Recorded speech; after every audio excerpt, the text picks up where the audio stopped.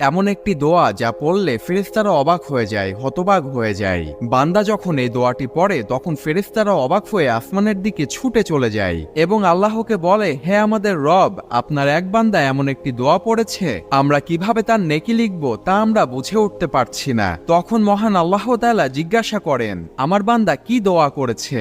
যদিও আল্লাহ তাআলা এ সম্পর্কে আগে থেকেই জানেন, তবুও তার ফেরেশতাদেরকে জিজ্ঞাসা করেন। তখন ফেরেশতারা বান্দার সেই দোয়া সম্পর্কে বলে। তখন আল্লাহ তাআলা বলেন, আমার বান্দা যেই দোয়াটি করেছে তোমরা শুধু সেইটাই লিখে রেখো, তোমাদের নেকি লিখার দরকার নেই, কেননা এর পুরস্কার আমি আমার বান্দার সাথে পরকালে সাক্ষাৎ করে নিজেই দান করব। সুবহানাল্লাহ।